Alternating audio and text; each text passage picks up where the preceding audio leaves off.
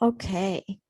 Good morning, everybody. Apologize for that 2-minute delay. I always forget to put the artist Zoom link up on the Reinventing the Tattoo app so you guys can join in. So, with that being said, good morning, everybody, and welcome to the Guy Aitchison's Reinventing the Tattoo community, a place for tattooers, apprentices, and collectors to unite under all things tattoo. We encourage that you join in these live stream events and real world events where we offer a new option for you to connect with each other and better your skills.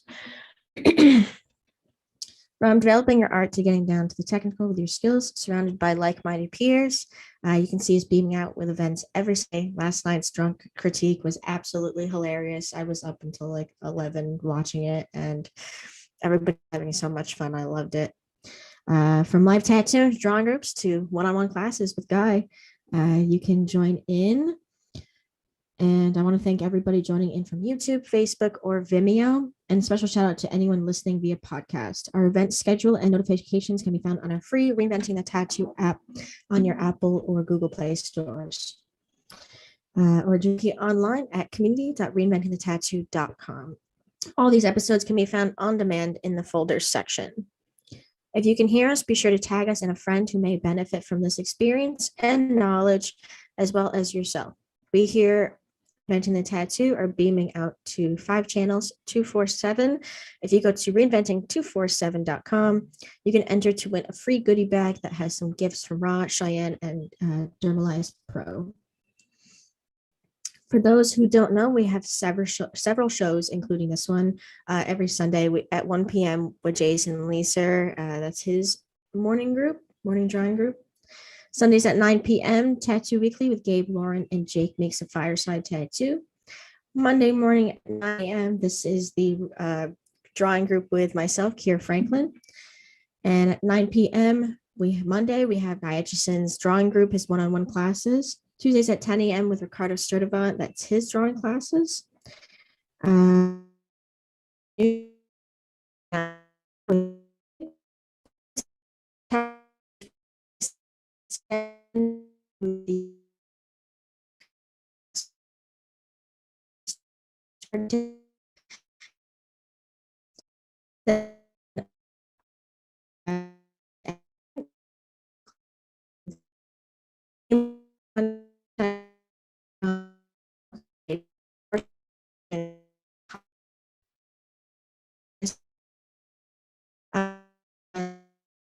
Here I can do a screen share at the time as talking about them. First,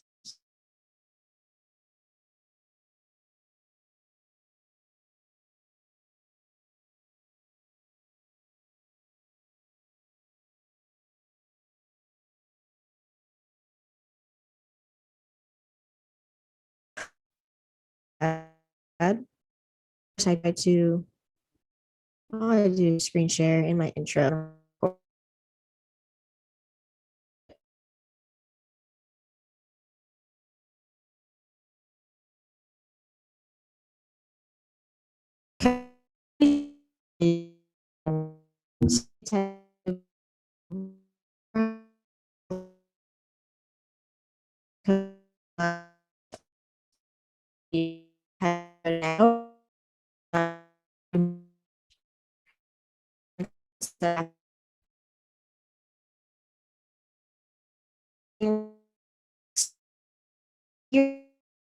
Have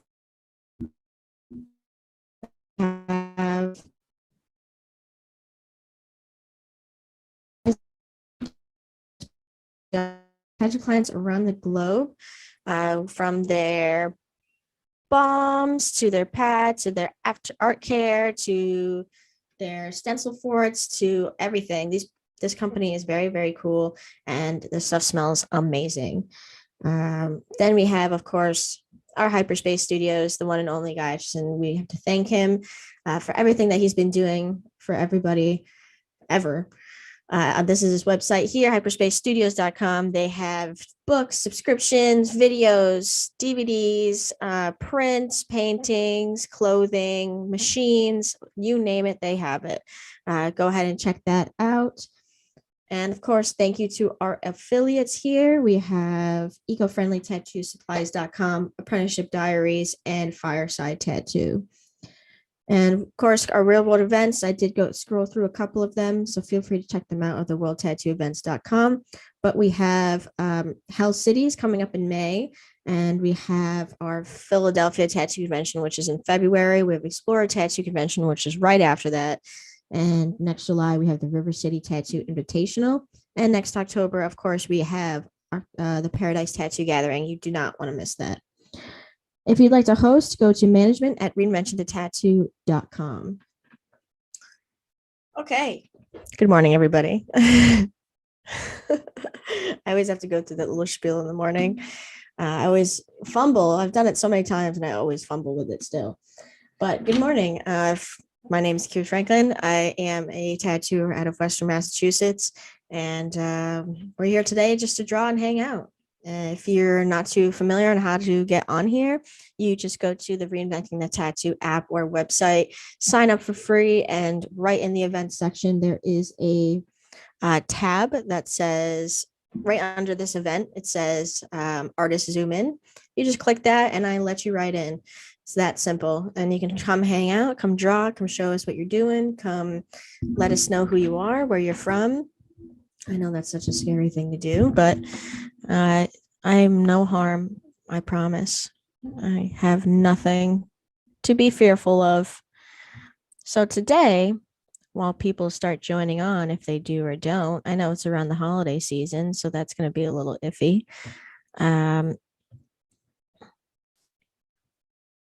We have, I'm just checking to make sure it's actually working. But behind me, I have this painting here, and I painted this about a year ago, and I decided to touch it again. I've already called it done, and I've learned so much since then, since this experience of painting this. So I decided to get this stuff here. I'm trying to do two things at once here, so don't mind me. This stuff here, if you're not familiar with it, whoop. This is Stuart Simple's Black 3.0. You can get this at culturehustle.com. Really cool stuff, truthfully. Pretty much is the blackest of black pigments. It's just a very concentrated pigment of black. And when it lays on, it kind of looks like you're just sticking your hand into an abyss, because the contrast between this paint and any other paint is very, very different. So we're going to play with this today a little more, but I also get to explain how sometimes trying something and a product that you are not very familiar with, or you do the artist thing and get excited and ruin your painting. So we get to talk about that today. And don't mind my voice. It's still a little raspy from when I was losing my voice a little bit a couple days ago. It's not Rona, I promise. I already had that. So while everything else gets loaded here, I'll show you guys what it looks like on the inside. So I'm gonna try and not dump it everywhere, but if I try and peer into it, you can't. Like, even if I show it in the light that I have here, you can't, there's nothing. It's just a black hole, and I promise you there's a ton of paint in there. I really can't even dump this, turn this a whole bunch, because it's just going to dump out. That's how filled it is. So with that being said, it's pretty black. But to go back to Kira, how did you ruin your painting? Well, let me show you. So this painting that's behind me, everybody sees it. I know everybody sees it. But the qualm here is when I turn the light on, because this is a very, very yellow light, first of all. Second of all, it's not a lot of light happening. I have an overhead light and then this light that's over here, but they're very dim. They're not super bright. But look what happens when I do this. Watch, ready? Let me get out of the way, maybe.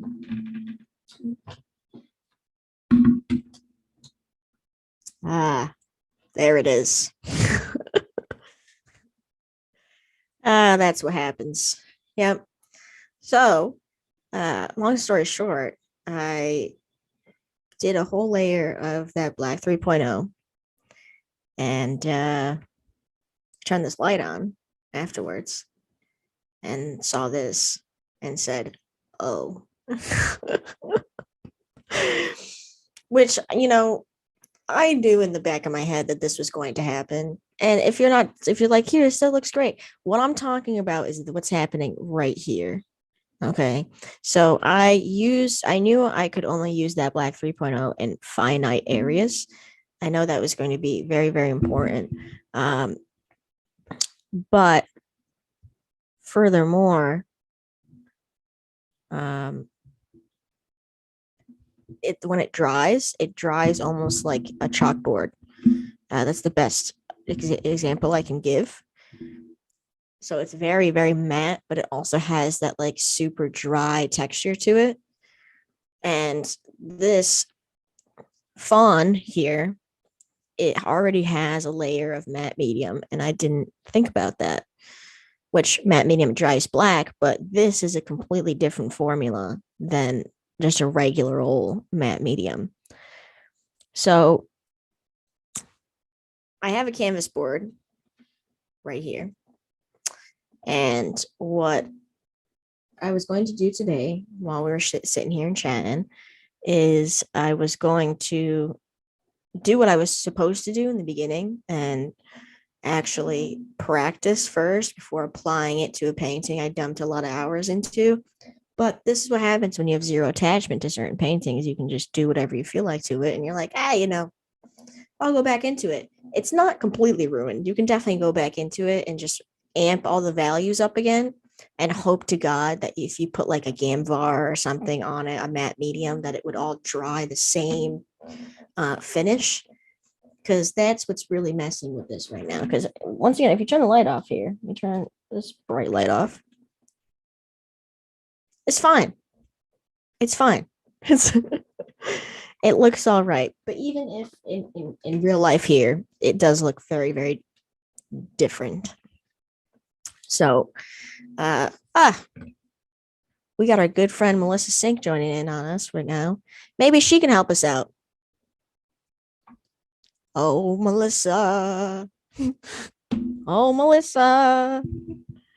Welcome. Honestly, I saw you last night at the drunk critique, and I was like, I wonder if she's gonna make it today. So I'm glad you did. It's wasn't all that late for me. Drunk critique I think started at like 3 o'clock my time, 4 o'clock my time. Yeah, that's absolutely insane. I really appreciate you joining today. I really do. I made sure I had stuff to talk about this time just in case you didn't make it. I was like, oh boy. But yeah, so check this out, Melissa. I got this black 3.0 and now I'm nervous to put like a Gamvar or something on top of it. So I totally understand that. well, because once you put Gamvar on it, like that's it. You can't touch it again, right? I think there are ways to remove, but it's very tedious.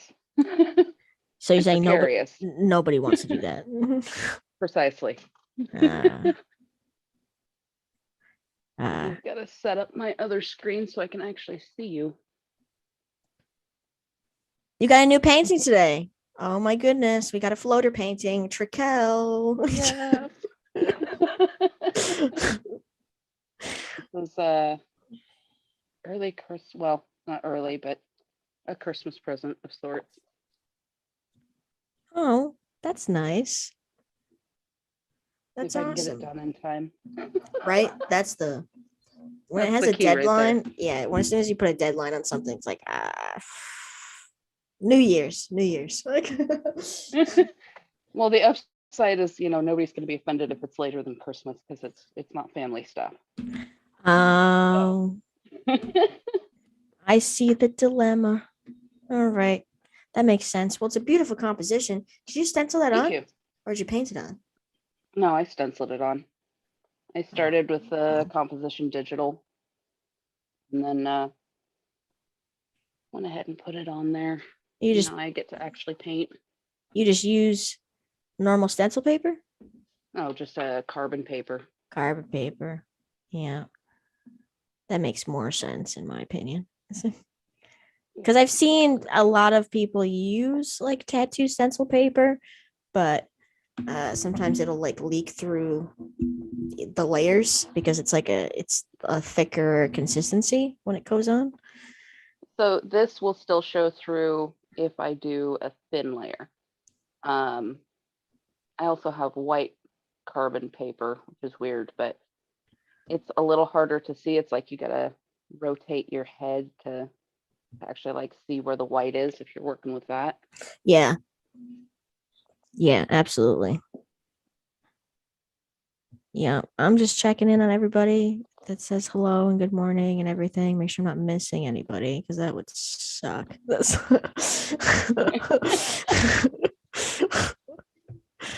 I'm still trying to figure out this whole technology thing. I really, really am. Well, I may ask because this is the last Monday morning drawing group before Christmas, I think, right? So what you gonna be doing? I have no clue. All right. December is a little weird for me Mhm. because I don't just have one holiday. Mm. My hubby and his kiddo are Jewish, so Okay. that one's already done. Um, and then I celebrate solstice with my adopted family. Uh, and then my regular family, my biological family, celebrates Christmas. So it gets a little chaotic in December. Yeah, I get that, honestly. I really do. I really, really do. If you feel like your half of your holiday spending is just driving around. Or planning, or Yeah. uh, I a gotta lot leave of by gifts. this time so I can make it to Jackie's for this time, so I can leave theirs for that time. And yeah. I mean, the upside is that they're all different dates for the most part, Oh, thank usually. God. But it Yeah. also means I have like a month-long holiday. Yeah. Yeah. That's always the tricky thing. That's how I feel with when I go from my mom's house to my dad's house and then um my friend's mom's house. Like it's all three places and my dad's house is like way far away compared to the other two places. So it's like, ah, geez, man. One of these days, y'all are just coming to me. Yes. I'm not doing this. That does have its own stress, be forewarned. Hey, but you just bring like all of your Tupperware and you have a meal for like 3 weeks like, from all those houses. My mom tells me every year, did you bring your own Tupperware? It's like, yes, Mom, I brought my own Tupperware. Thank you. Move out of the way. Let me get those mac and cheese, please. So that's usually how my holidays are usually spent. But I'm glad that somebody is of similar nature, where it's like, I don't know. I had my shop owner ask what I was doing for the holidays because we have the next 2 weeks off or almost 2 weeks off of the shop because our ceilings are getting redone. Oh, nice. And so he gave us Christmas Eve to after New Year's off. And so he's like, so what are you going to be doing for your holidays? And I stopped tattooing and I'm like, dude, I don't even know what today is. So I That don't is, know. I think that's a tattooer thing. It Not knowing what really day it is. Oh my God. I had the largest tattoo brain on Saturday. It was insane. I had a lot of walk ins that day. I had like 4 or 5. And by the end of the day, I was just like, I took a nap like a dad. Like I had my head back with like my mouth open. I had the UFC fights on. I was eating pizza and I was just like, my head was back and I just mouth open. And my shop owner, like I had my feet up and everything, like I was leaning back, like in one of the booths. And my shop owner came around. He's like, "Why are you so tired? you're the youngest one in the whole shop. I'm like, listen, man, please just walk away. Just let it happen. But we got a good friend, the man, the myth, the legend, Ricardo Sturdivant on here. What's up, Ricardo? What's up, bud? Here, how's it going? Oh, it's going. Speaking of being old stuff, right? Yeah. Yeah, what it feels like every time I do like an ankle tattoo and I have to like really get on the ground to stencil it, every time I get up I warn the client, like, listen, I'm gonna make man sounds, just let it happen. And I like put my arm on the massage table, I'm like Yep, that happens. And they're like, wait, aren't you only like 20 something? I'm like, yeah, man, just let it happen. Let it roll, dude. Yeah, I should just put that phrase in my booth. Just let it happen. It relates to tattooing and the sounds I make while it's happening. Yeah. Well, that's great. Well, Ricardo, I'll extend that question to you then. What are you doing for your holidays? What's the plan? What am I doing for my holidays? Yeah. A whole lot of chilling out. Yeah. Be doing a lot of painting over the holiday. Today. I normally take this whole week off, but I had the opportunity to do the one of the drawings from the Monday night classes as a tattoo. So I'm pretty excited about that. Yeah. So I like put it out there on the internet. I was like, hey, I want to do this just like this. I had a bunch of people that were interested in it, and I nailed one down for, I was trying to get it done before the end of the year. So, yeah, it's happening today. I'm pretty excited about it. What? Awesome. Yeah. Congrats, man. Thanks, man. It's pretty awesome. I'm excited about it. It's one where we did the peonies and the flowers and stuff like that, and I did an osprey with it, like a bird with it. Yeah. I'm pretty excited about it. Yeah. Fucking stoked on it. Yeah, tell me about it. I'm like, what? I get to do this as I want to. No other information, no nothing. Just me. Sweet. Where's it going? We're gonna do it on the outside of her right arm. So Upper or lower? Upper. Yeah, it'll be up in the upper half of the arm. Nice. So pretty excited about it. I'm pretty sure I'll be posting pictures through the process and maybe some videos, some live footage video. So that's rad. Yeah. Thank you. Yeah, that's awesome, man. Yeah, so today's a big day, and then after that, I'm gonna be doing a whole lot of like nothing much. I'll probably be wrapping up that painting for my son. Yeah, that's it. That's awesome. I'm so glad. Everybody, round of applause out there in the tattoo world. Heck yeah, man. That's amazing.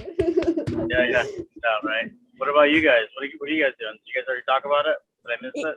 Yeah, Melissa and I were talking about how we have to go to many people's places, so it's like a pros and cons type situation of going to a whole bunch of people's places to see everybody, but at the same time driving a whole bunch and have to eat a bunch of food because you don't want to be disrespectful. So take some Alka-Seltzer and some Tums with you, and you'll be okay. Yeah, or I have to bring all of my Tupperware so I can pack all the food in the same containers and bring them home. It's like one of those. I need to find a DD. Exactly. Designated driver. Yep. Be a DD. Oh, I need to find one. Yeah, my mom always makes like this really good like cranberry sangria, handmade, like sits it in the fridge for a while and everything. So it's always like, oh man, mom. Ma, what are you doing to me? Yeah, that's always something to look forward to. She used to make an apple pie one, but now that I can't have cinnamon, she's like, I'll be nice and do like something else. Like, thanks.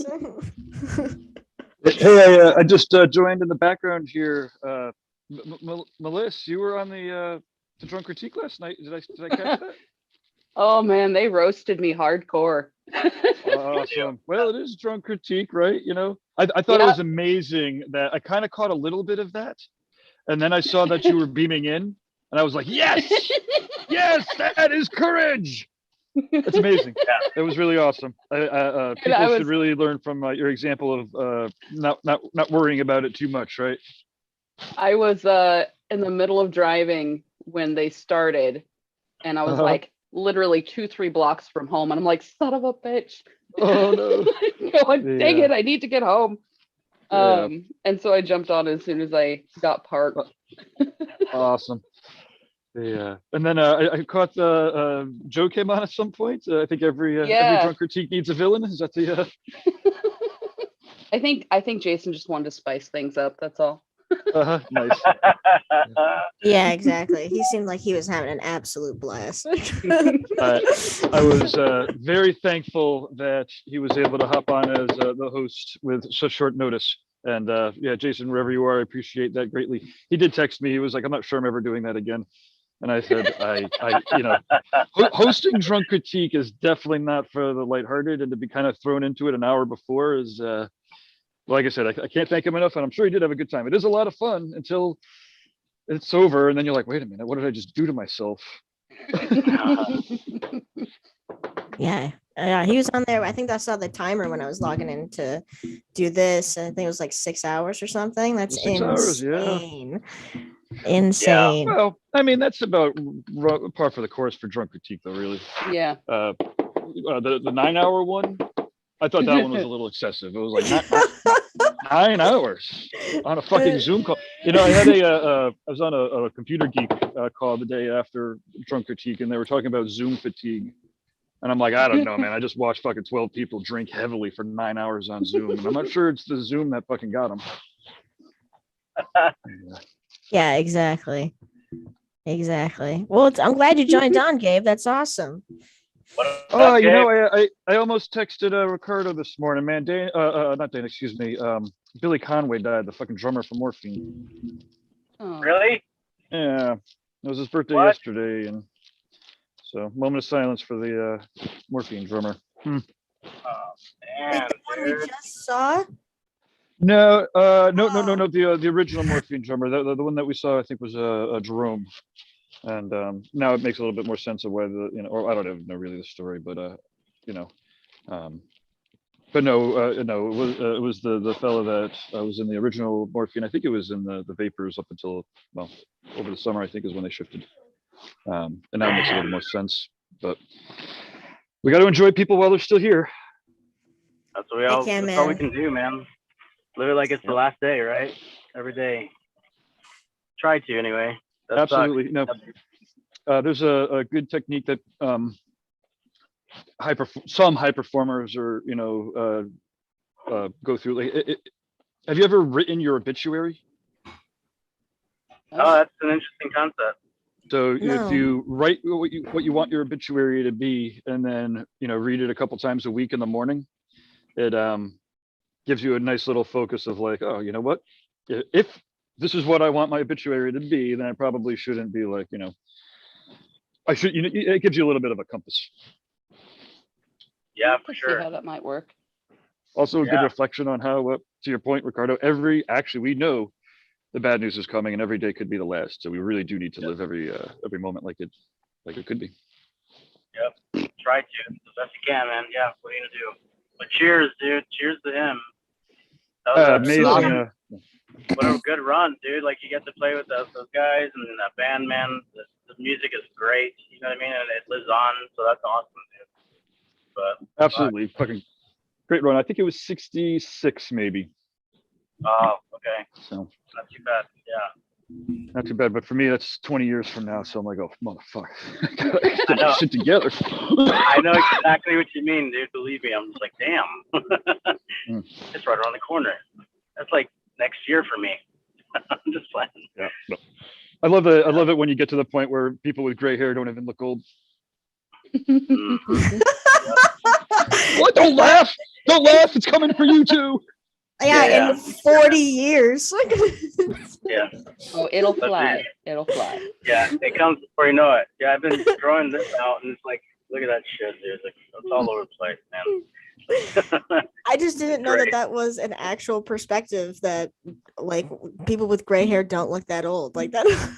Oh no, completely. Like, oh, look at that little youngster. He only Yep. he only has a little bit of gray in his beard. It's all. He's still got youth in his heart. Oh man, It is amazing. Did you guys catch any of Kyle's interview with Good Time Charlie? No. Not No, had a Kyle chance to interviewed watch that somebody. Yeah, Kyle. So we had this batting around for a while of, everyone's always bitching that, the youth don't know the fucking, who anybody is. The youth don't know the history, and the youth don't know this. And so we, had the concept running around for a while of hooking up apprentices with old timers, right? And so that we could literally have the younger generation be talking to the old timers. And so I've been, working with a couple, as a kind of a de facto agent, I guess. Not really like an agent or anything, but like people want interviews, and I know a bunch of shows. So okay, let's put you on a bunch of shows. And the Tattoo Heritage Foundation, the Tattoo Heritage Foundation. You can check it out on the Instagrams. They're Good Time Charlie and a whole crew, Carrie Barber and a bunch of others. Chewy, Corey Miller. I'm going to miss some people, I'm sure. Maybe I don't want to name names because I don't know. Anyways, I'm putting together a museum, like an actual physical massive museum, not Smithsonian style, but not size, obviously. Anyway, so there's a bunch of old timers that are, down with interviews. And so I was like, Kyle. And now Kyle's not an apprentice, he's an apprentice hopeful, but almost even better. It's like, catching somebody before they even have an apprenticeship to learn from the old timers. It's amazing. And it's fucking magic. You guys know this. Like all of a sudden, Kyle, who's like just getting into this stuff, is interviewing somebody that's been in it for fucking over 60 years. And Charlie's like asking him questions and encouraging him and, talking about what a good job he's doing and shit. Mm. What a cool dynamic, man. That's awesome, dude. Yeah, That's that's radical. awesome. Yeah, So- that's pretty magical. I have to check that out. I think it's gotta go. Maybe tonight. So it's what do we call it? Bridging the gap? And I think once a month we'll have Kyle go, interviewing some people, maybe Shanghai Kate next, or I don't know. There's a whole crew of people, obviously. So did Kyle know anything about Charlie whenever he went into the interview? Did he do his like research or anything like that, or did he just kind of go in and start having? He did do a round of research, Nice. but then I did ask him who Good Time Charlie's most reputable apprentice was. Anybody here know? Go man. Speaking of doing homework and research, anybody know? Good Time Charlie fucking created a fucking wave, and when he taught this motherfucker, it busted the dam wide open. You guys know, right? I'm not sure. Remind me. Oh, is anybody in the chat room? Somebody in the chat room. Who's Good Time Charlie's most notable apprentice? I'm not even. I can't. I just can't. I know Jack Be Rudy fair, I am and Freddie. There you go. Okay. Was it Jack Rudy? Jack Because Rudy. I thought Jack Rudy was with I thought he was with Ed Hardy and Freddie Negretti. I'm sure they all ran around together, but it was when Jack landed with Good Time Charlie. I believe, again, I hate to be like mocking people and then getting my own history wrong. But certainly, but when Jack landed, I'm near positive that Jack apprenticed right with Good Time Charlie. Certainly when he was bouncing around, when he landed there, that was the start of like the whole, black and gray realism, shtick. Yep. Not shtick, the whole, the whole game really. And but it's funny, like hearing Charlie being like, yeah, people didn't like it. They didn't draw. I'm like, what the fuck? Why don't you draw? Yeah. He always, I always drew. And yeah, it's pretty cool. They're tattooing down there by the pike or something like that at first, right? And then they ended up down there. Yep. Yeah, Carrie Barber's got the for Grimm's old shop, which is pretty sick. She's we've done a couple of video tours people could check out on the YouTube sphere. Carrie But, Barber's another legend too, man. Yes, she's coming up. We got a full interview with her on the 12th or the 15th, sometime in January. Does her son still tattoo? Jeremiah, fuck yeah, he's got a podcast too. Jeremiah Barba. So anybody listening, check out the Jeremiah Barba podcast. Yeah, he's a really great artist too, man. Sick. He's fucking sick. He's awesome. He's wicked cool. He's really good. I'm a great guy. And to grow up in that kind of an environment is radical, dude. So I guess it's just amazing. Like a second generation tattoo artist kind of thing, Rad. Yeah. Absolutely. I know a couple of, I mean, obviously, yeah, I know a couple of artists that have parents in the tattoo world. Go figure. Yeah. That's the dream. But, yeah. Hey, dude, it's awesome, Ricardo, that you're tattooing one of the things that you did at the Reinventing exercises. Yeah, man. I'm excited as hell about it.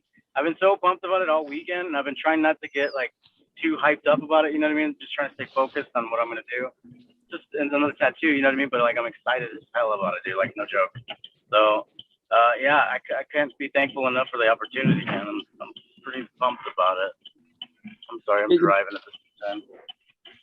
As long as you're safe. Yeah. It'll be cool. Are you driving there? Are you driving there right now? Yeah, I'm driving to work right now. Yeah. Oh, nice. Yep. I'm gonna be tattooing at 11, so I figured I'd come in and I like to kind of get in there a little bit early and get the space set up again. Get it, a little picked up and stuff. Get ready for the day. Have a drink, like some tea or some coffee or some water or something like that beforehand, and get going. So, but I'm gonna get the stencil ready here pretty soon. And I'll definitely be streaming the process as long as she's comfortable with being on the camera. And I'm okay with it. It'll be fun. Be full color piece, and it's been so radical. Yeah, full color piece. You know what I mean? To have the concept drawn, and then critiqued by Guy, and then correct it with his critiques and stuff like that, and then to be able to put it out there and so many people be interested in it. It's like one of my goals for this next year is to try to start doing more like original artwork, and just kind of like put the concept out there without anybody asking for the reference or what they want specifically in the tattoo, and be able to put it out there, complete rendering, and then be able to tattoo it. It's like one of my main goals for the next year for sure. So awesome. Good start to it. Yeah, man. And I remember you talking about that, Gabe. Right back.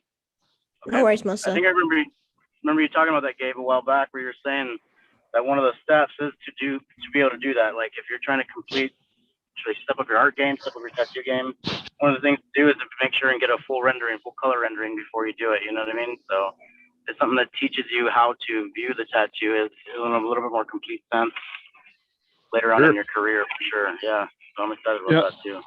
I've been hopping into the Oculus and the VR area there a little bit, and it's pretty cool seeing what some of the artists are doing as far as designs and using 3D space. Wow. I mean, we've checked out Darwin Enriquez his process a little bit, but oh man, it's getting pretty sick.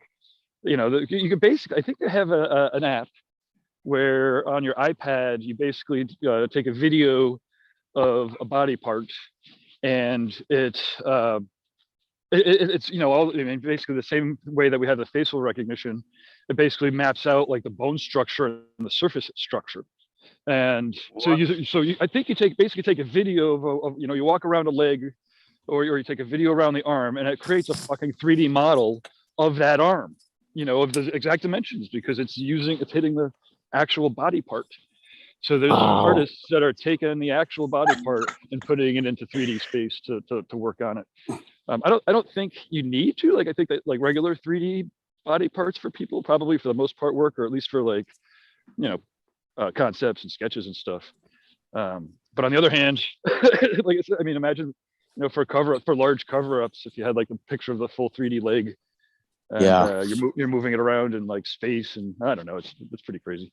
Well, it's pretty cool because I wonder if you could play with the lighting. I wonder if the lighting is affected by it too. It has to be, right? Since it's a virtual VR kind of thing, or a 3D virtual thing. Well, there's got to be something with the lighting. The lighting in the VR space, yeah, completely controlled. Right. Completely controlled. I mean, I guess to the point, like depending on how you take the picture of the 3D model, it might be, well, it will be lit from above, of course. But yeah, no, I mean, I don't know. Some of the shit that people are making in the VR world is awesome. I just about have the headspace and the time to dig in for half a day into like the sculpting apps, but you could do collaborative sculpting, I believe. Dude, Guy was just talking about that on one of his classes for the 3D modeling, the sculpting for the Yeah. iPad. I just got that the other day, and I started diving into it, man. And I looked up at the clock, and I was like, "Holy shit! 3.5 hours has gone by. Oh my god!" You know what I mean? Like it's so easy.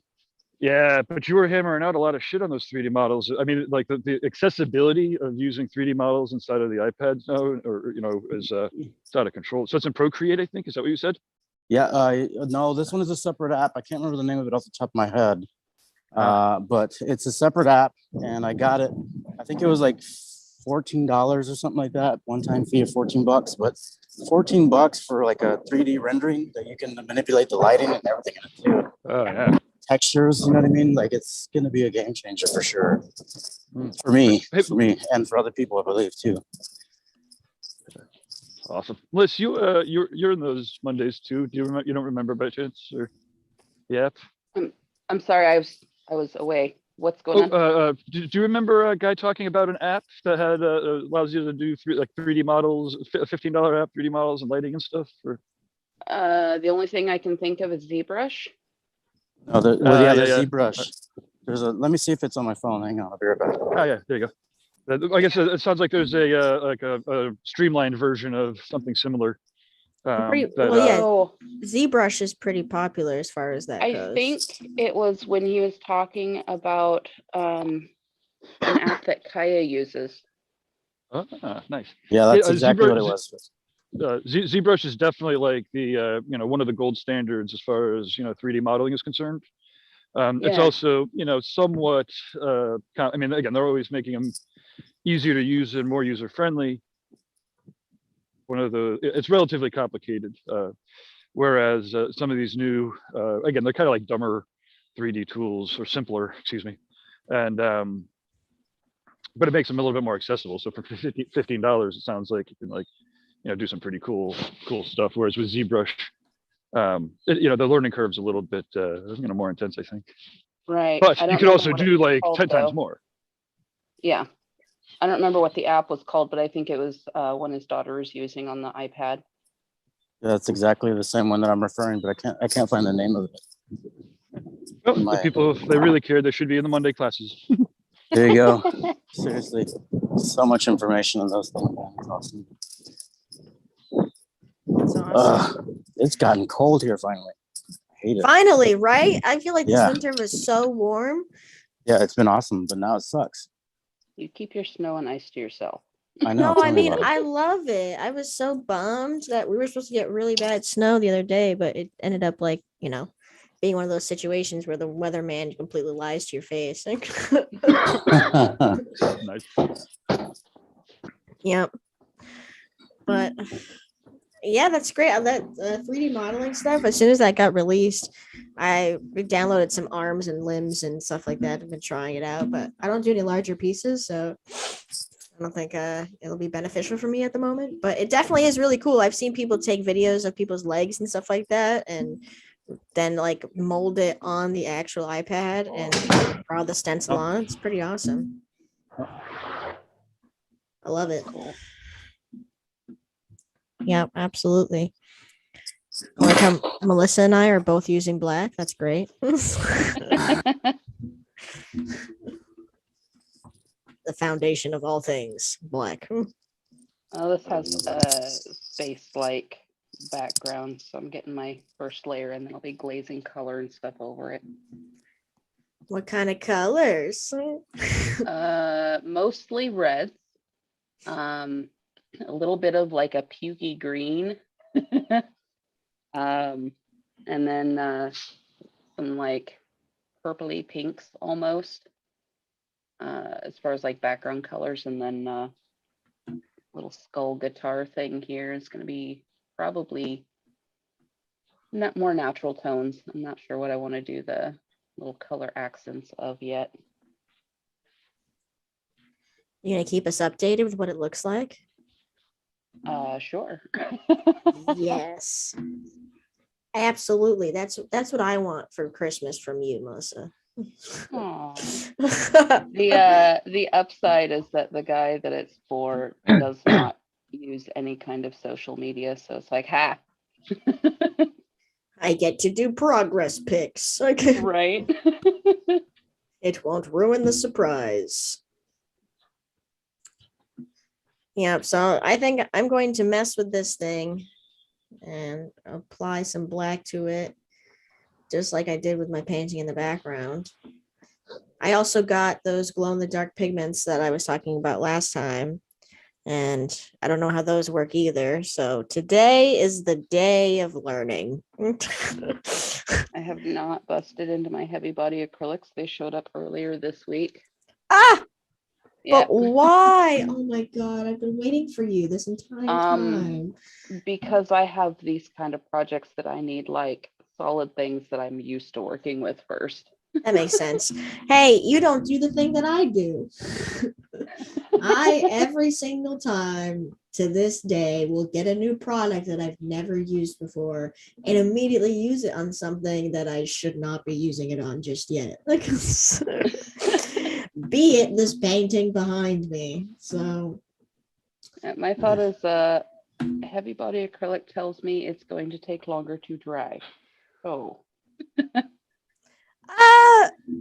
I kind of think it takes a little bit faster to dry, honestly, in my opinion, because I don't use a lot of water with it, so it just hardens really fast. So just throwing that out there. Still don't use it. You're still doing the right thing of not using it. 100%. Still don't do that. But don't be worried about dry time. Dry time. That's something I was worried about, and it went well, I think. Okay, I have the name of that app. Oh, what is it? It's called Nomad. Nomad. Nomad. Nomad. And it's a 3D sculpting app? 3D sculpting app. Yep. Sorry, I didn't mean to interrupt you guys. No, you're was good. like, yeah, okay, cool. Is it just like the one time $14? You don't have to like pay for anything else really? Like comes with brushes? It's unique. I'll tell you, it's not like Procreate. There's a lot of different variables to it. And I'm still playing around with it. It's pretty, involved for sure. And I think I need to start checking out some videos somewhere, some tutorials maybe on it. And probably pick like Guy's brain at some point in time about it. Maybe he's messing around with it a little bit because it's definitely involved for sure. Like I was saying to Gabe a little bit ago, you know what I mean? I was on it the other night and I look up and 3.5 hours gone by and I haven't really got anything done on the sculpture at all. So yeah, you look up and it's dark out and that's an unfortunate thing about the wintertime, right? Because like you look up and it's dark out now and it's like 3 o'clock in the afternoon, you know what I mean? So, yeah, right. Literally. So that sucks, but yeah. So yeah, no, but yeah, you're right though, because like time just flew by. Holy crap. What the hell? I know I've seen a lot of artists start using 3D sculpting and I love it because it wasn't that long ago that I was talking about how I really, really, really wanted to do that. Yeah. And I'm glad that it's happening. Well, Thanks, you man. know, you see a lot of the stuff in Guy's book and stuff like that, where he talks about like building sculptures and stuff for tattoos. And it makes sense, you know what I mean, when you have your own reference like that. Especially when you're trying to draw something and it's like it's becoming problematic because some of the lighting is off or something along those lines, you know. So when you have your own sculpture and it's lit the right way and you can look at it from different angles, even find a different perspective, that might be pretty cool on it that you wouldn't have thought of. Awesome. Ugh. Yeah. Dad sounds. I just got settled in here. The dad moment after eating Thanksgiving dinner and you're sitting on the couch for the first time. Yeah. So, okay. Sweatpants or jeans? Sweatpants all the way, right? Yeah. Sweatpants all the way. Well, you gotta wear those new joggers that you figured out. Yeah, I still haven't found those yet. And I still haven't like convinced myself to put the money down on the counter to buy these joggers, you know what I mean? So we'll see. Just ask your son. Say, son, you need to get your father some joggers. You know what I really want for Christmas? The New Balance shoes and some joggers. He said New Balance. Like, Yes, exactly. Exactly. What are you from the 80s? Exactly, man. Who is it? You guys all know BJ Betts? Oh of yeah. course. I think he's got. Either gonna start a rumor or it's true that he's got like the one of the massivest sneaker collections. I think Damon Conklin might also have a pretty impressive sneaker collection. I think my wife ends up getting me shoes when my old ones fall off. Otherwise, I'd be barefoot. I think. Yeah. But their sneaker That's amazing. collections are impressive. That's incredible, man. The heck? Terrible I'm- with boots. Yeah, I'm too messy of a person to deal with that. Yeah, me too. Who else? Alex DePasse, I think, is actually making sneakers and whatnot too. Radical.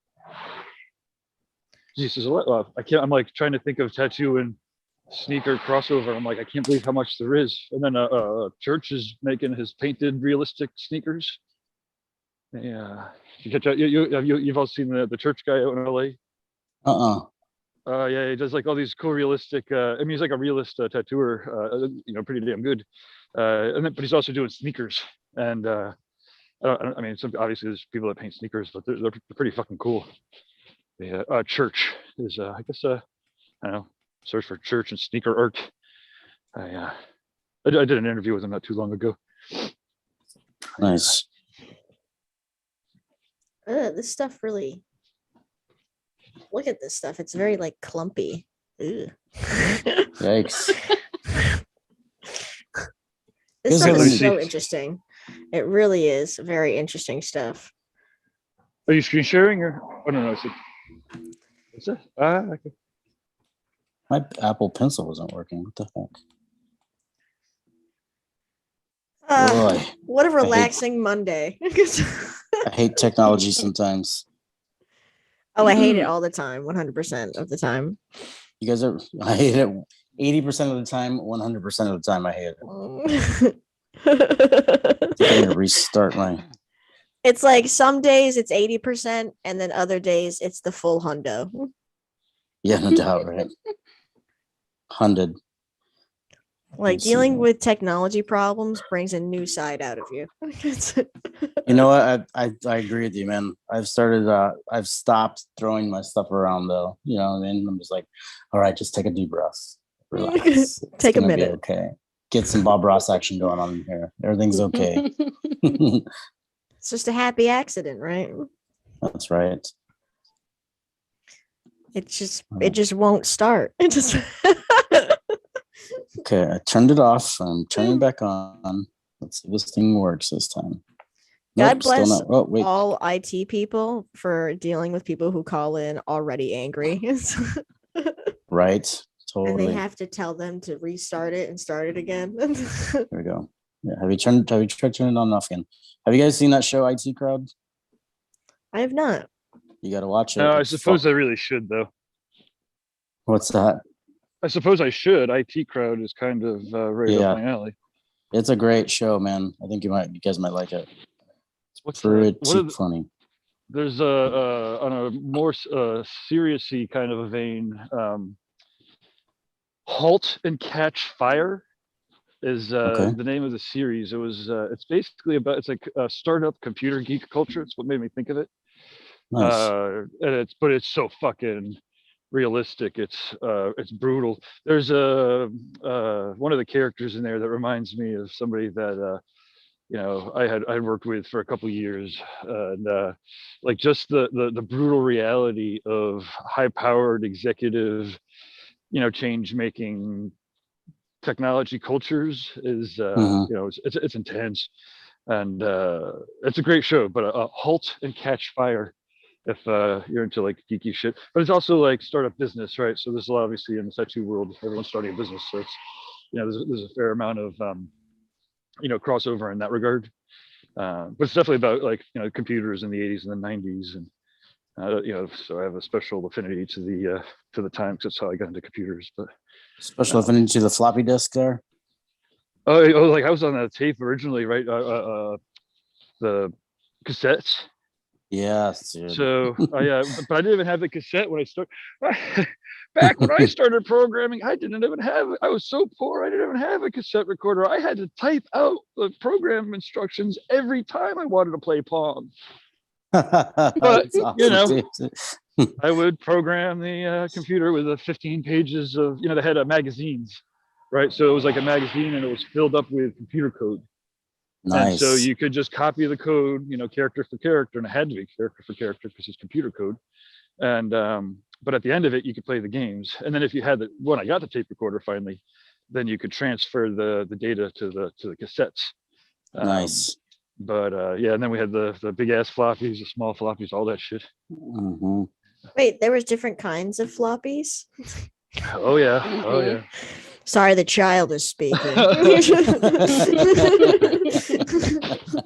It's just fun. There's generations of people that don't, the like a cabled remote doesn't even make sense. We said the cable box, like to watch TV. I mean, for one, you used to have to get up and actually change the fucking channel. Like you actually, that would be a little bit of exercise if you wanted to change a channel. But then they had the cable that went from the TV to this little channel switcher box.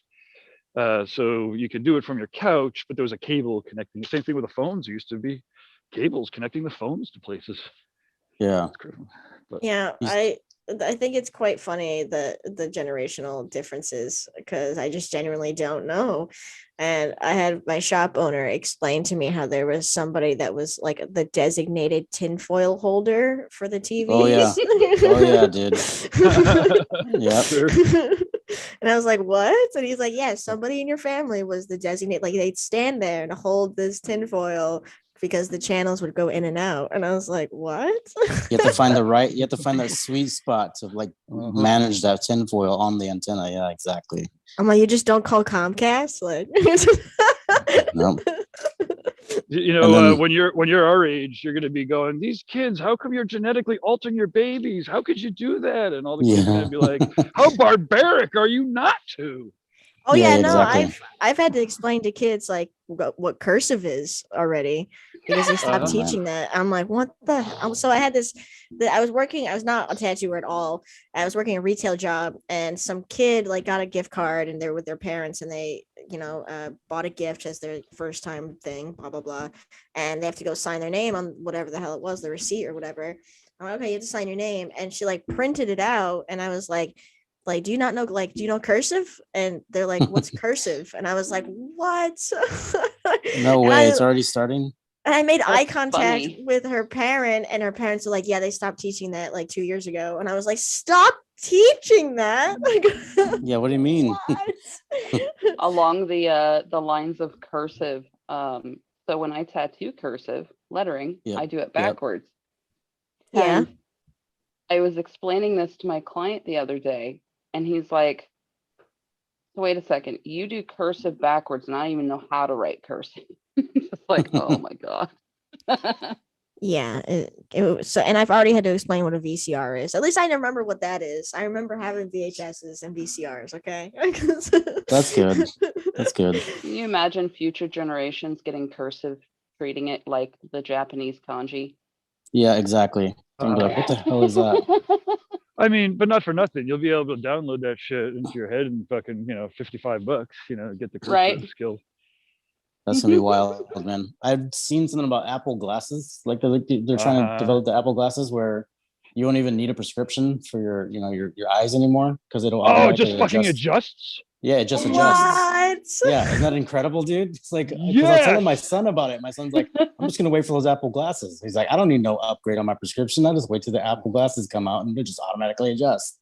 When are they coming out with those? I literally was drinking my soda or something. I look over at him. I go, what are you talking about, man? He's like, yeah, I don't know. They're talking about it. They're trying to develop it right now. I don't know if they're just waiting for the marketing or something. I don't know, man, but it's right around the corner, though. It's right around the corner. It's got to be a tremendous technical feat. The other thing that they're doing, well, as far as technology and stuff, right? They I think it was in this last year, in America, they CRISPR'd up some viruses, right? So they isolated the part of the genome and the eye cells that cause a degenerative eye disease. So they What?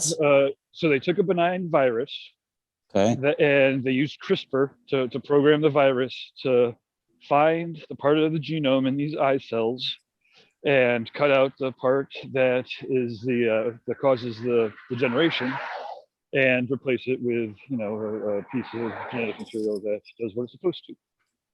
Oh, Now it's wow, dude. relatively they've been able to like do this shit, like they take the cells out of the body and then they use CRISPR to manipulate it and then they put the cells back in the body and it works. But what Okay. they did this time is they took the virus and they put it into people. They took, I think, 10 people that had this disease. And I guess anybody could fact check any of this. I'm just fucking remembering shit.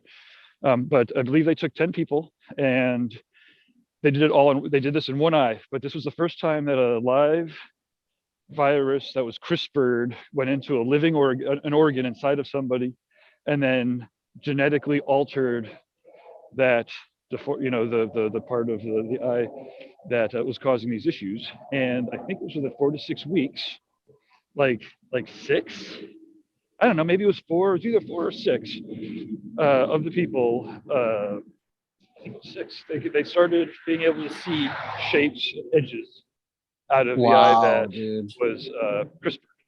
And so that was the first time that they were able to use CRISPR to alter the genetics of an organ inside of a living human being. And Oh my God, it's incredible. that's just fucking whack, man.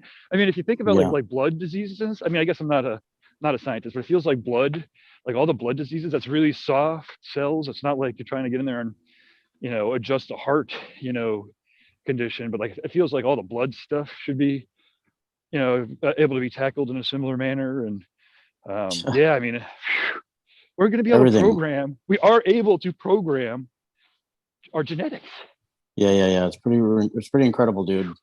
I wonder what that's going to do for longevity of life, even. You know what I mean? Like it's going to have to. There's no way that it's not going to be able to like prolong death and stuff like that. Even, you know what I mean? The proper the sweet spot is called a health extension, right? Because it's easier. Health extension. It's easy to like, or not easy, but it's easier to extend somebody's life. But it's really like the quality of the extension that really matters, right? Like, so like just keeping somebody on a, whatever, on ice or on a breathing machine for, a long time is just a matter of resources.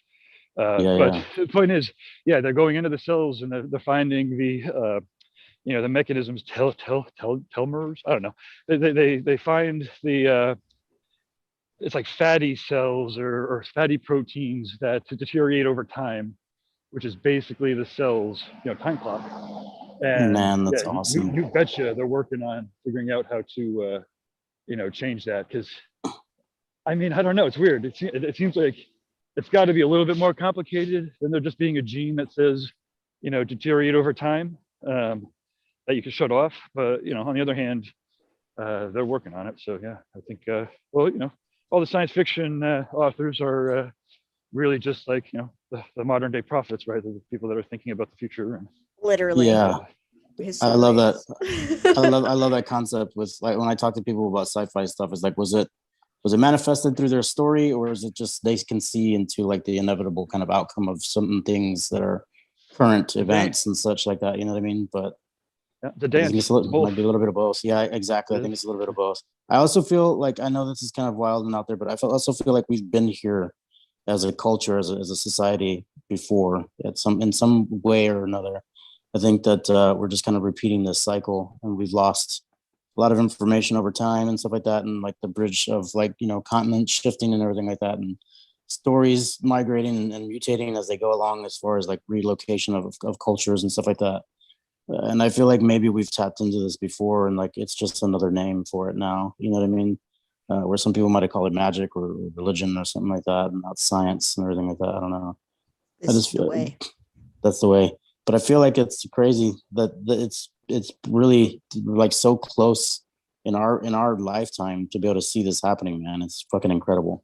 And like to your point, Gabe, to be able to watch that stuff on their old TV shows, the old sci-fi TV shows we used to watch, or all the books we used to read as kids, man, and like now it's happening. It's like, it's incredible, dude. Incredible. The redoing foundation or they did. They have or whatever. It's on Apple TV, I think. Foundation. So it's like Okay. it's an Isaac Asimov, classic. It's like Yeah. one of the first. It was, I think, one of the first, if not the first, fiction about a galactic empire. And and when they redid it, so I got like 4 episodes in. I'm like, this is actually pretty different. Like it feels familiar, but I'm like, I'm waiting for some of the things that I recognize from the books to happen. And it was one of the few times where I was like, when I listened to the podcast about it, it all clicked, because they were like, we took all of the spirit and some of the characters and some of the stuff, but that book was written for 100 years ago, for a different time and place, in the empire. It was a different empire in 1940s, compared to the empire that's now. And the culture shifted, and so it was pretty awesome to see them be able to take something that is, again, Foundation. It's like one of the first times that people are really thinking about again, humanity 10,000, 100,000 years from now. Most people most people still don't.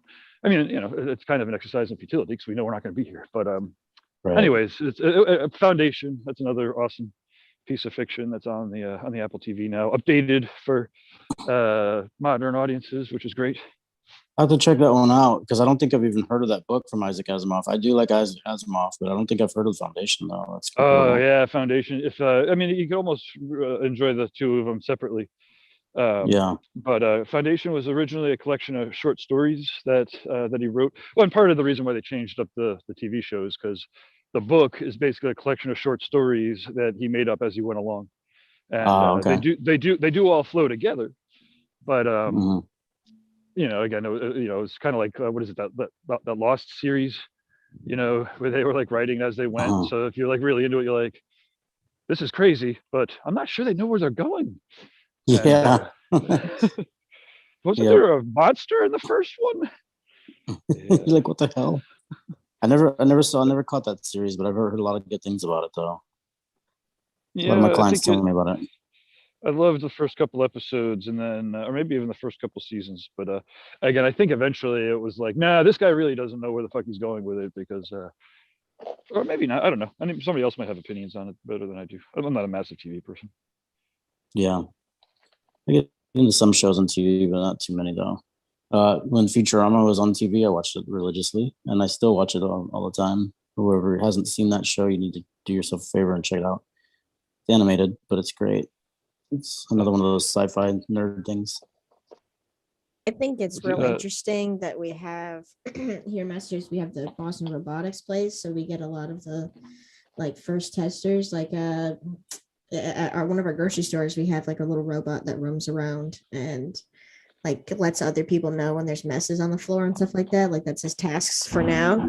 And whenever I talk about it to other people that are out of state, they're like, what are you talking about? I was like, oh, you guys don't have robots in your grocery stores? Like, yeah, that's one of the things we talked about when you were here too. I was like, wait, what? Oh, that's right. Yeah, I did talk to you about AI? it. Yeah, and I was you were like, just no, like, you wait don't. a minute, I was you're like, when was freaked that? out. And I was like, yeah, man. Like, I was like, wait, what? No way. In the grocery stores, we have a little tiny robot. His name's Marty, and he roams around and lets everybody know when there's messes on the floor. And a lot of people get really freaked out by him, and it's hilarious to see it. Because I mean, I always say hi every time I walk by, but there are people that like, there are people that will like go down an aisle and then see him turn down an aisle and then immediately turn around and leave. And it's oh man, you can imagine awesome. The security camera fucking footage that exists for those, huh? There's definitely like an overnight worker who like just sits there splicing up fucking supercuts of people running away from the robot. Yeah, and then in Boston they have those canine robot dogs that they're testing out, which I think are super cool. But it's yeah, you never seen those before? Is it the same ones that the military uses canine robot dogs? Yeah. Well, I mean, most of the people that develop it, they end up selling some of it to the military right away anyway. A lot of it's developed for the military, and then it works its way back. I mean, especially robot fucking doggy kind of things. Yep.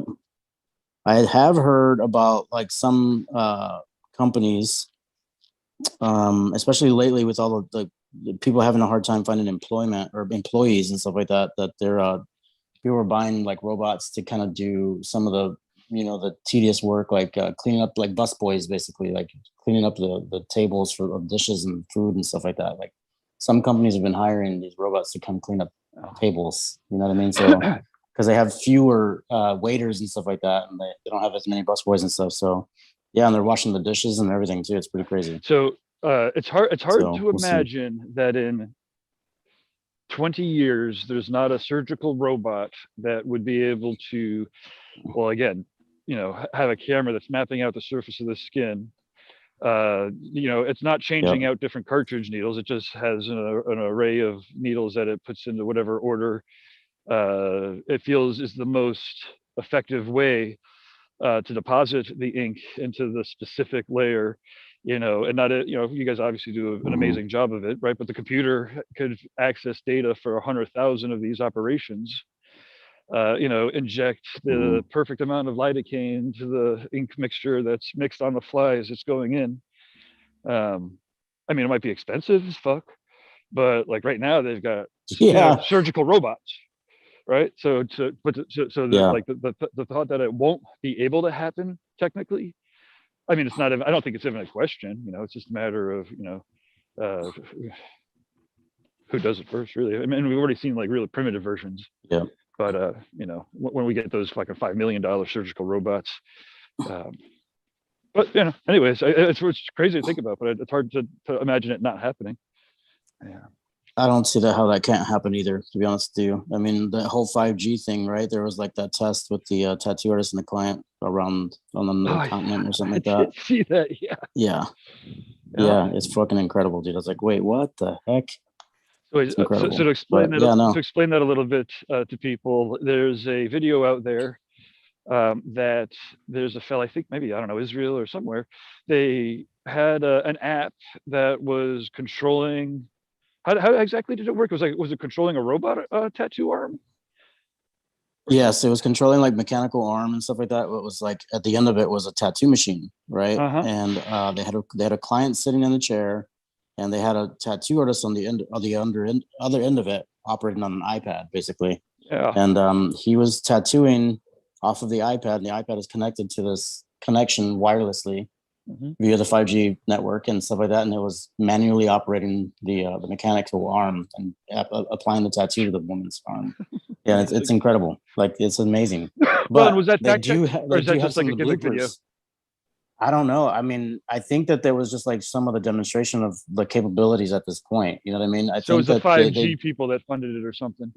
I believe so. Yeah. So. And it was probably the phone company too, like the network too, right? But like, it was pretty incredible though, because they did show some like the bloopers, so to speak, or like the process of getting it tuned in. And there was one where the machine like went straight through this like orange or something. It was like, oof. I was like, oh man, dude, like I think you dug in a little too deep there, buddy. Talk about keloid city, right? But yeah. Keloid city, he says.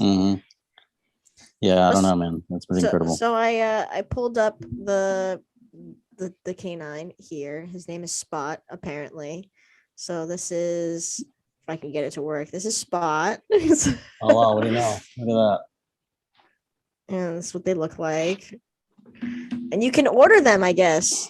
I guess this is a website to like customize him and like, isn't that neato? That's pretty incredible. Okay, so what does it do then? Let's see here. It says see, automatic. Oh, they have in kilograms. I don't know conversions. I'm not smart enough for that. 2.2 pounds for every kilo, I think is what it is. 2.2 pounds or 2.1 pounds for every kilogram or something. So you can basically control it. It has a camera attached to it. It can gather information. It says it can carry up to 14 kilograms. Uses a 360 perception to map terrain. Yeah, it's a pretty intense robot we got here. But our one of the coworkers at our shop had found the launch seminar about the Tesla robots that they announced, and like he just found them now, even though they're announced many months ago. And he was like, "Guys, this is so scary." And I was like, "Dude, do you think that like we have robots in our grocery stores, and you think that they were gonna stop at that?" Like, nah, man. Seems like a robot. I know. Where's Will Smith when you need him I know, right? to tell us this is not a good idea?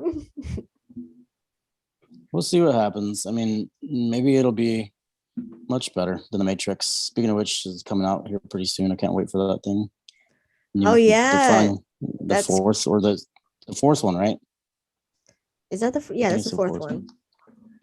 I'm excited about that. Yeah, it's coming out on HBO Max, so I don't have to go to the movie theater to watch it. There you go. That's So like here's the what- picture that I'm going to be doing today. Let me show you real quick. Ooh, let me pin you. Let me pin you. Oh, cancel. Oh, the painting's looking great, Kira. The black really kills it. Oh, I kind of fucked it up, so I'll show you in a second. I love that. Yeah, that'll be it. Yeah, I love that. And I'm starting to do the outline right now. You can see I'm just kind of going in green right now, then I'll change the saturation of the dark black on it. Just another layer of doing the green on top of it. Really, I don't get the stencil too complicated for it. Do you mind if you go back to the color study you have there? No.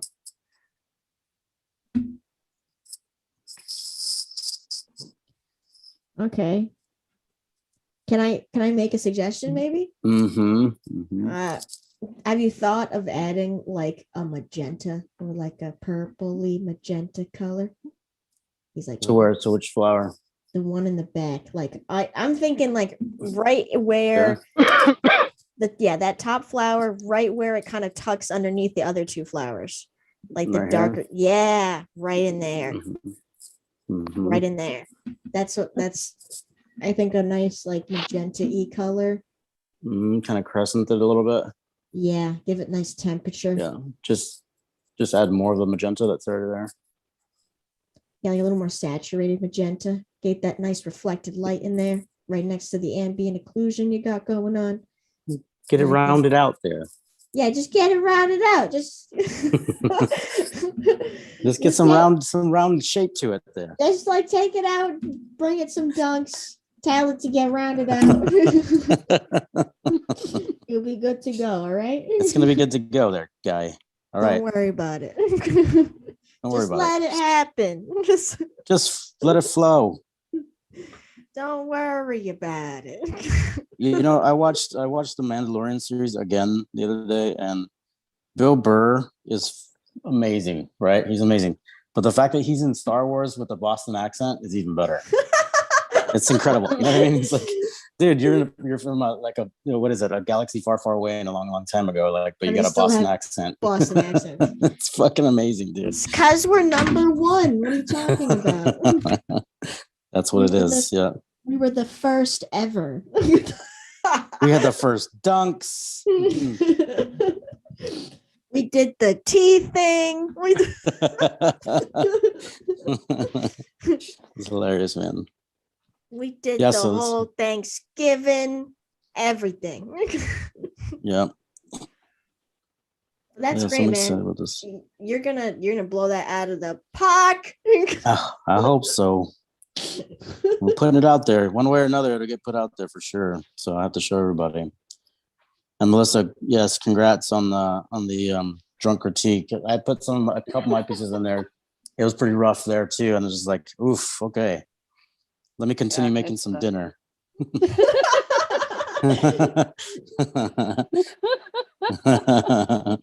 was like, oh man. The pieces that I put up were not my usual either. I've been playing with a more of an abstract style, and I know that crowd is not the abstract crowd.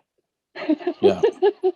Yeah. So I think that's part of it. But you know, it is what it is. You take the good and you take the bad and you mash it up and you say, okay, let's try again. That's exactly it. Not only that, like Bob Tyrell's on there, you know what I mean? Joe Capobianco later sounds like, but like these guys have been doing what they've been doing for like decades, you know what I mean? And they're Yeah. they're the top tier guys, you know what I mean? So like one way or another, you're getting some critique from them. And that opportunity is there for you to do it, then why not, right? And even if it is, and it's in the, like you said, it's in the spirit of the title of the name, like the drunk critique. Like, Right. I think I remember Gabe saying, "Look, if you want to participate, come make sure that you know you're not going to get your feelings hurt because it's called drunk critique." So it was fun though, man. I had a good time watching it and stuff. You know what I mean? And watching Jason drinking was even better. So Shout out to Jason Leeser. Yeah, I wonder how you're feeling today, bud. I know he's probably still sleeping. Oh, I know how he's feeling. And Yeah. I thank him so much for taking one for the team for that. It was literally like 2 hours before that. I'm like, I'm not going to be able to, you know, do this. And it's drunk critique. Who the hell in the world? And I was like, hey, Kyle. And he's like, I don't know. I'm like, oh yeah, no, okay. And then I was like, well, Jason's, you know, was the second person, and he was like, oh yeah, I could do that. I'm like, okay, thank you so much. Yeah. And it's rough, you know. I think it might have actually been a full year since we had done the drunk critique. When I went to go edit the website, now we could have done one and not edited the website. It is drunk critique. It's not designed to be anything except for a drunken mess. But on the other hand, the date that I changed was December 8th, and so it might have been a full year. Dang. We're having one for after New Year's, right? Yeah, so Guy's going to be doing one that is, you know, for subscribers, and kind of like to launch the new year with a round of, you know, hungover critiques maybe, but not drunk critiques, and setting goals. Drunk. You know, still drunk critiques maybe. I don't know, I think it might be up on the schedule. If not, it'll be up pretty soon. And yeah, so the goal is to, you know, kind of get everybody together for the first of the year, or the first time of the year. I don't know if it's on the first. And then, yeah, critique all the work. We'll make a list of some goals so that the following year, when we catch up again, we could you know, reflect upon it. Yeah, dude. Right on. Awesome. I'm so pumped. So, Cardo, if I could ask for a question, Melissa and I had already talked about this in the beginning, but maybe you can shine some light and help a child out. I painted this painting, right? And I think I still have you spotlighted here. So I painted this painting, this beautiful painting that's back here. And I told you guys that I was going to put this black 3.0 in the back of it and see how it did, right? And I did, and it's black. It's very black, right? But then look what happens. Look what happens when I turn like actual studio light on it. It becomes like everything becomes separated now, because what happened was that the painting, like the black dried matte, but everything else is still like matte medium shine on it. And I think I ruined it. So if I were to put like Gamvar on it or something, would it all dry on the same medium texture? You know what I'm saying? Or would it still vary? That's a rough one. It really is. I think man, dude, I think that it would keep it as a separate. I think it would keep it separate. I mean, it might bump up the contrast a little bit because the glosses or the glazes, they always bring it that volume out. You know what I mean? They really do. But I don't know, man. I think if it was me, I would go in there with like some blacks and kind of bring some of the edges out and stuff like that before I glossed over the whole thing again. Or if you wanted to, you could do an entire layer of the glaze, and then paint on top of that, and then paint on top of that, and then glaze it again. And then that way it kind of like bump the figure out a little bit more too. So don't put like a Gamvar or anything on it. Just put just do a glaze, like a transparent glaze, or like a. The Gamvar is the finish, right? Is it a satin, or is it a matte? That's the satin finish. Okay. The satin finish isn't too shiny. I So, honestly, I think one way or another, Gamvar, because you can paint on top of the Gamvar too. can you really? I don't think you can. You can't at all. I'm pretty sure you can. Can't you? Okay. Let's look it up. Let me look it up on. Let's look it up on the internet real quick. Google. If anybody's in the crowd can answer it before I Google it, let us know. But let me see. I honestly Gamvar. don't. This don't is know. when you go, "Hey Siri." Yeah. Don't do that because it's gonna tell my thing to do something. Satin varnish. So it's a satin varnish here. Okay, I see it here. Satin varnish. Okay, so I'm looking it up. Can you paint on top of?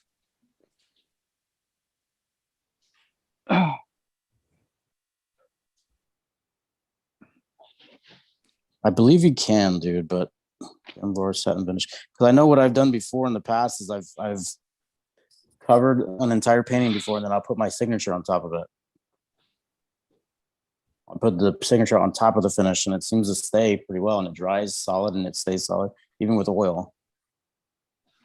Yeah, but this is acrylic. Would that For be you the to add same? layers over Gamvar, the added paint runs the risk of removal with future cleaning or revarnishing of the painting. Gamvar can be safely and easily removed with Gamsol.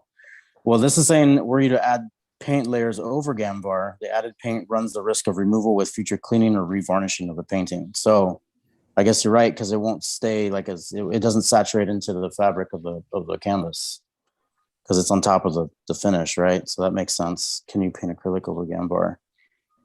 Let's see. It says it can be used on acrylic paintings as well as oils. Gamvar is a synthetic resin varnish with a high reflective index, similar to that of natural resins. Let your varnish dry and you're done. And it just, can you paint acrylic over Gamvar? All right.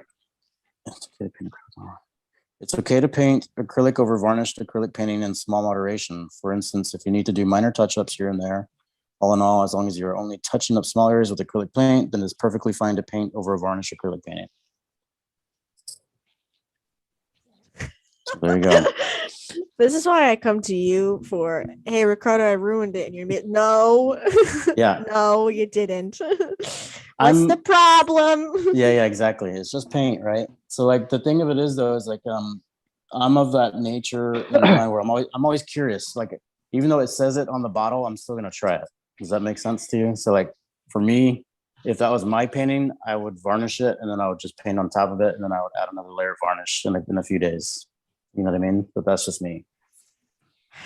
It's so terrifying. I look at it as like I spent that time studying something and I took that time learning something. It's not like I ruined it. I just see it as like, now I know not to do that again. I know that's what I think right now. I'm like, God damn. Yeah, but in the process though, I mean, no matter what happens, like in that process of that painting, you've gone through two different stages of your perspective as far as your painting goes. You know what I mean? Like when you first started, that was how many years ago? Like last year? Yeah, that was right before I joined Reinventing. Yeah, so I mean, and now you've accumulated this information that when this access that we have to each other and all of us around in this community, and now you're going to be doing another, doing this painting again. So I don't think that it's a bad deal. I think that you can. I think Gamvar it, let it dry, paint it again, and then let it dry, and then Gamvar over it and see what happens. That's just me.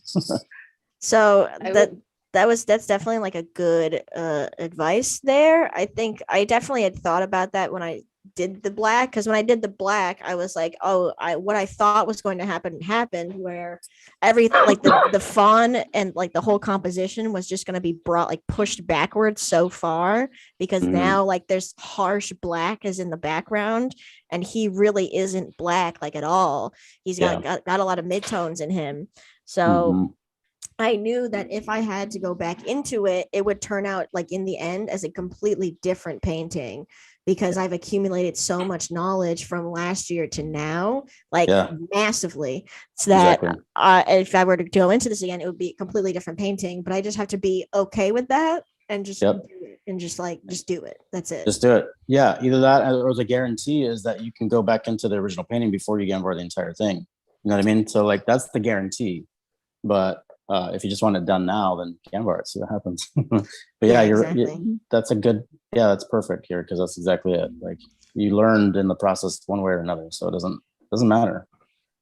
Yeah, and all in all, if I really wanted to do something with this painting, I have nice pictures of it before this, so I can ask our handy dandy friend to help me make prints of it. Yep. If in anything. So it's just a painting. It's just a Yeah, it's just a canvas. It's painting. just paint. It's It's just a whatever. painting. Yeah. And then yeah, dude. And then you got a funny story to tell all your other friends. Like this fucking painting. Oh my god. Let me tell you about this fucking thing. Definitely don't do this if you're ever gonna mess with a Gambar. You know what I mean?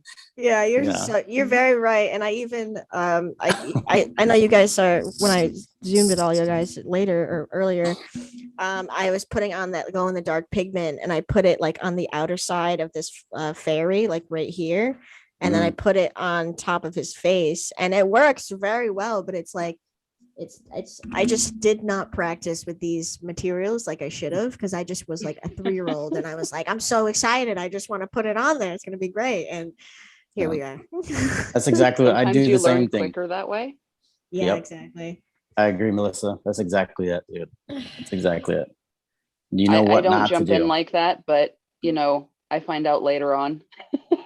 Mm-hmm. It just takes me longer to learn it. Yeah, that's pretty much it. I mean, there's a lot to be said about the experience side of things. You know what I mean? Versus like being Yep. but besides being reading, like reading it in the manual or reading it in like instructions. Like I've never done well with those. I always just like get halfway through the instructions. I'm like, whatever, and then just start at it. You know what I mean? So, but it usually takes me a little bit longer, but it's an I would enjoyment. think that if you paint over a varnish, it might actually create more depth in your painting as well. Yep, You think I so? agree. Well, Yeah. you've got an extra layer there. Yep. You think back to, times that you're watching like Guy paint, he'll glaze in an extra layer and then he'll paint on top of that and it just adds. So I would It's just assume like it would be the same application just with acrylic. you're right. You're right, because that's the way that you glaze with oil paints too. You know what I mean? And the way you create some of those like secondary lights or internal lighting and stuff like that. A lot of times you put the base tone down and then the highlights or the complementary colors come afterwards, and that's brushed very lightly over the surface to create those higher elevations of the plane and stuff like that too. So yeah, I think, and then there's also a lot of those videos, those reels on YouTube and stuff like that, or on Instagram where people have those little bento box looking things, and it looks like there's fish swimming around inside of them. Yeah. Those Yeah, are Those resin boxes. Yeah. those resin boxes, exactly. So that's physical different layers. You know what I mean? And they're painting certain segments of the fish to make it look like it's appearing deeper into the water and such. You know what I mean? That is resin, and that probably is a different kind of paint and stuff like that. Maybe I'm not sure if it's like a what's that kind of paint that you put on like models and stuff like that? What is that? It's not acrylic, it's not oil. Oh, like that body FX paint. Yeah, like a car model paint or something like that. It's like the super stinky stuff. Yeah, and it dries super fast too, right? Yeah. Yeah, I can't remember the name of it. Why is it? It's right on. And you can airbrushing with that. I didn't It's know the that equivalent airbrush of, or pinstriping, right? Yeah, it's the equivalent. It's not the same, but it's the equivalent if you were to be like painting a car. Yeah, exactly. I've used automobile paint on an airbrush project years ago, and it does dry very quickly, Mm-hmm. and it's very stinky. I can't remember the damn name. I hate that. It's like right on the tip of my tongue too. Damn it. Oh, I have another question for like, generations before me. Okay. Generations. Here pretty soon, you're going to refer to that as I have a question for the ancients. Right. There you go. The child is speaking. Okay, What so do you like got? before there was like the Google and everything like that, and you had to just to think with your brain 24/7. And okay, so like imagine you were with a group of your friends, right? And you like nobody had any internet or anything, you're just a group of friends, and you're trying to think of a song or a movie, and you're like, oh man, it's like I think about it, it's like right there, it's at the tip of my tongue. And then you say, this is gonna bother me all day until I figure it out. Does it really bother you all day? Yes. Yeah, sometimes. That or I'm Because- talking to somebody else entirely and I blurt it out. And they're like, what the fuck are you talking about? Too legit to quit. I don't know. MC Hammer. Shit. And then you gotta run home to your like landline and call your friend and be like, "Hey, it was that thing." And they're like, No, "Ah." You just went to the nearest phone, the pay phone, and you paged your friend. Oh, okay. And you paged him. You're like, "Hey, meet me at Dairy Queen. I got the answer to Right. that one question we're talking about." I went home and looked at my Encyclopedia Britannica. I've got the answer now. Fucking Okay. jerk. I just had to know the answer to that because I even say that now, like, man, this is gonna be stuck in my head all day. But it's not, because it takes me 2 seconds to go to my phone and look it up and be like, oh, that's what it was. Yeah, we have computers in our pockets. You know what I mean? It's incredible. It's like it's right there. It's right there. Hey man, tone it down there, okay? It's right there. You get the answer right there. Then that's kind of like a funny thing because people in my shop sometimes will go like I'll use my brain for something like a calculator or like trying to think of some sort of name for something. And like, why don't you just look it up? It's like, I don't want to. I want to. I want to use my brain. I want to use my imaginatoriism.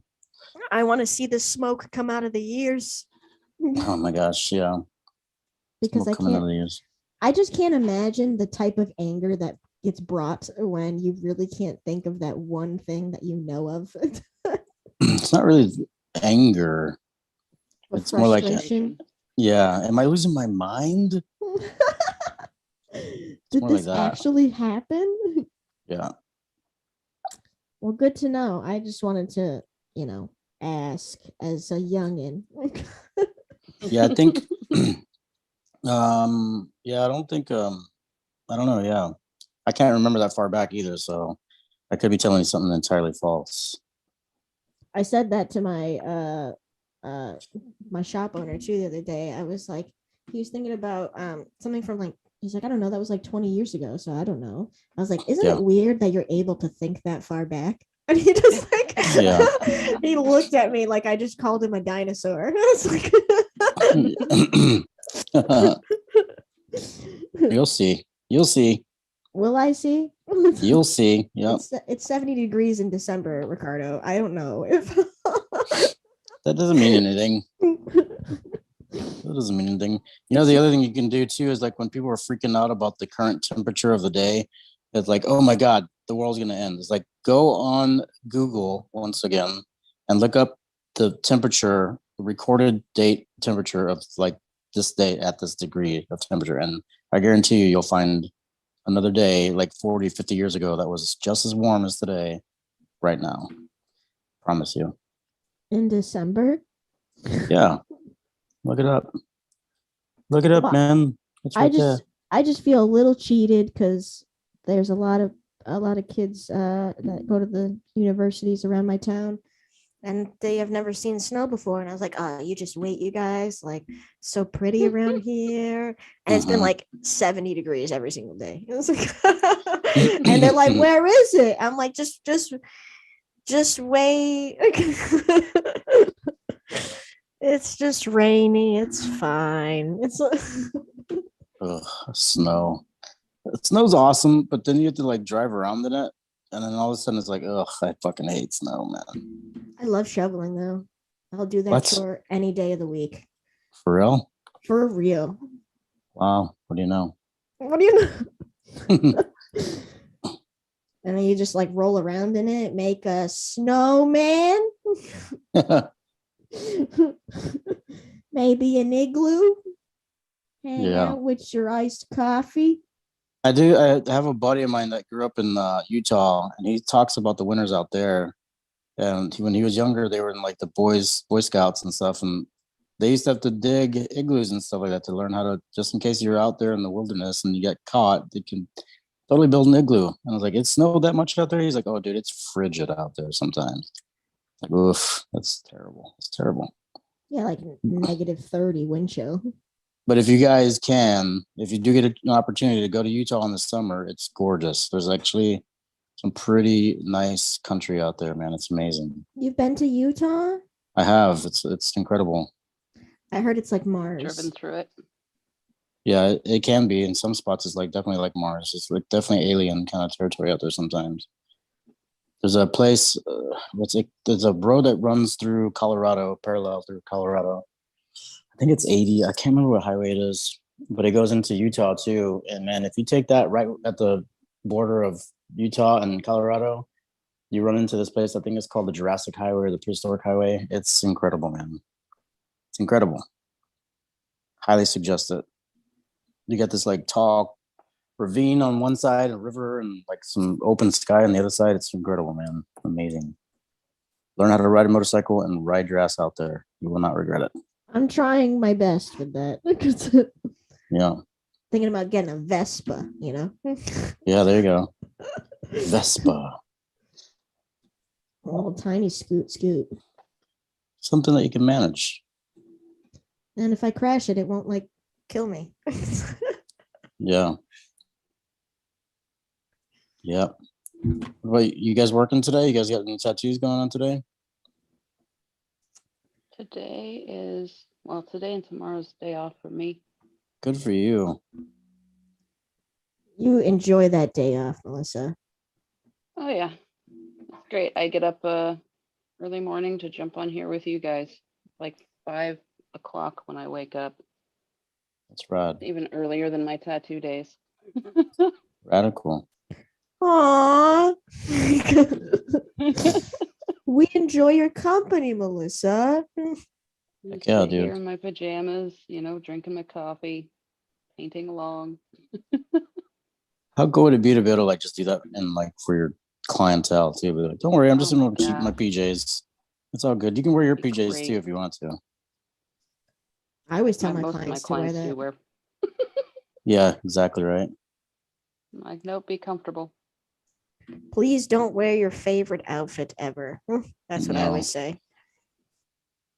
Because Yeah, for sure. a lot of people, especially in this university town that I work in, like to like dress for the gram Oh to yeah. take a picture afterwards. And I'm Mhm. like, listen, I pulled them aside. I'm like, listen, I'm a mess when I tattoo. Okay. If I get ink on any of this, ruined. It is not coming out whatsoever. I remember I got like this girl was wearing brand new like white shoes, and I got like 2 drops of pigment on it, and I was like, ooh, I was like, my bad. Sorry, bad. dude. Oh my gosh. So I had a gal come in wearing a like high-end white dress, and I was working full color. Oh, if it's And full thank color, goodness- forget about it. Oh, thank goodness it was a small tattoo, but I like grabbed so many dental bibs and like wrapped, I may as well have just mummied her, because I'm just like, as soon as she came in, I'm like sitting here going, why did you dress up? Yeah. Like, you should never wear white to a tattoo appointment Mm-mm. ever, Mm-mm. unless Might you as feel well like just- getting it destroyed. Yeah, might as well just wear your wedding dress, right? Yeah. Well, it's a nice day for a she- white wedding.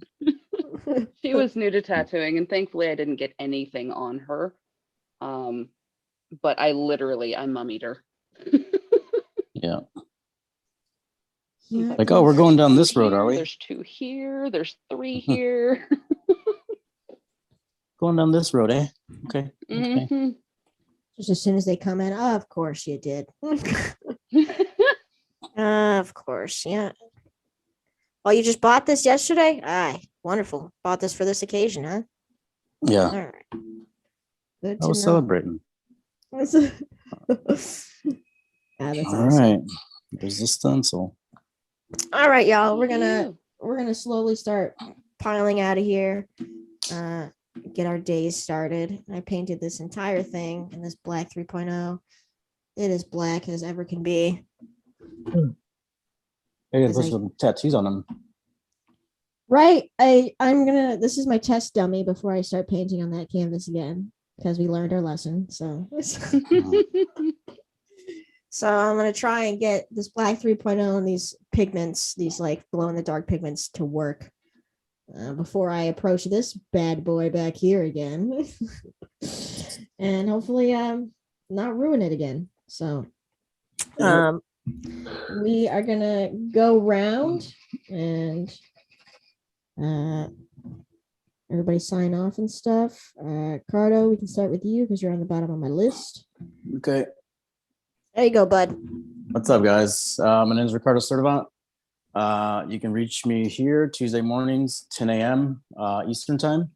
We're covering lighting. I think tomorrow will be the last week of lighting.